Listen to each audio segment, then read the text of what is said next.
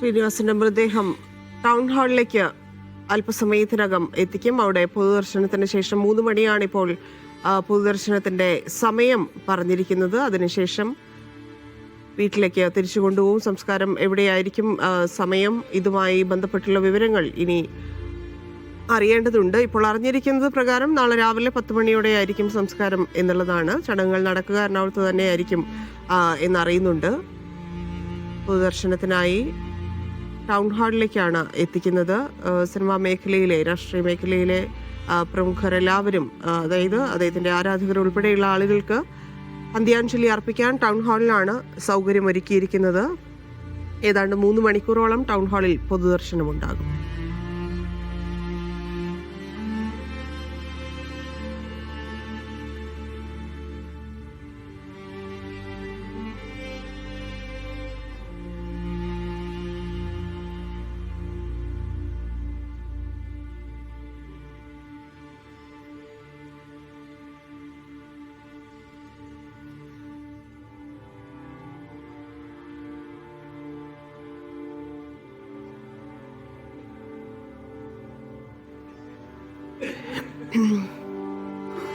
ശ്രീനിവാസന്റെ പല പല സിനിമകൾ, അതായത് കഥാപാത്രങ്ങൾ, പശ്ചാത്തലങ്ങളൊക്കെ മാറി മാറി വന്നത് നമ്മൾ ഏതാണ്ട് ഒരു 10 വർഷത്തിനിടയിൽ പല രീതിയിൽ, പല സാഹചര്യങ്ങളിൽ അദ്ദേഹം സിനിമകൾ നിർമ്മിച്ചിട്ടുണ്ട്.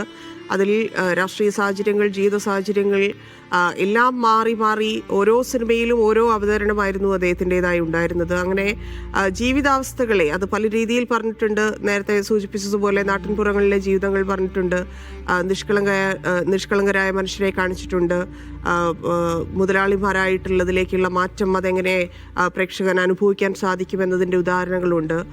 ഒപ്പം തന്നെ രാഷ്ട്രീയമായിട്ടും മറ്റു മേഖലകളിലും ഒക്കെയുള്ള ജീവിത രീതികൾ എങ്ങനെയെന്ന് അദ്ദേഹം പറഞ്ഞിട്ടുണ്ട്. അതുപോലെ തന്നെയായിരുന്നു പ്രവാസികളുടെ ജീവിതം. ഇപ്പം എനിക്ക് തോന്നുന്നു മിക്കവാറും പ്രവാസികളുടെ ഒരു ബുദ്ധിമുട്ട് പല സിനിമയിലും അത് അവതരിപ്പിച്ചിട്ടുണ്ടെങ്കിൽ പോലും പ്രവാസികളുടെ ഒരു സ്ട്രഗിൾ, പ്രവാസികളുടെ ഒരു അവസ്ഥ, പ്രവാസികൾ നാട്ടിൽ നിന്ന് മാറുമ്പോൾ ഉണ്ടാകുന്ന ഒരു സങ്കടം, പ്രവാസികൾ അവിടെ നേരിടേണ്ടി വരുന്ന തുടക്കകാലങ്ങളിൽ ജോലിയുമായി ബന്ധപ്പെട്ടൊക്കെ ഉണ്ടാകുന്ന പല പ്രയാസങ്ങൾ, അപ്പം അതിൻ്റെയൊക്കെ ഒരു നേർക്കാഴ്ചയെന്നോണം അറബിക്കഥ എന്നൊരു സിനിമയിൽ ശ്രീനിവാസന്റെ കഥാപാത്രം നമ്മൾ കണ്ടിട്ടുള്ളതാണ്. പിന്നെ ആ കൂട്ടുകെട്ട്, അപ്പോൾ സത്യൻ അന്തിക്കാടിനെ സംബന്ധിച്ചാണെങ്കിൽ അങ്ങനെ പല സിനിമകൾ അദ്ദേഹത്തിൻ്റെ എടുത്തു പറയാനുണ്ട്. ഈ പറയുന്നത് പോലെ നാട്ടുകാരുടെയൊക്കെ ജീവിതം പറഞ്ഞ് പല സിനിമകളുണ്ട്. പക്ഷേ അറബിക്കഥയിലൂടെ, ശ്രീനിവാസന്റെ കഥാപാത്രത്തിലൂടെ കുറച്ചുകൂടി ഈ പ്രവാസ ജീവിതം ആളുകളിലേക്ക് അടുപ്പിക്കാൻ സാധിച്ചു എന്ന് തന്നെ വേണം. അതിനു മുൻപ് അത്തരത്തിൽ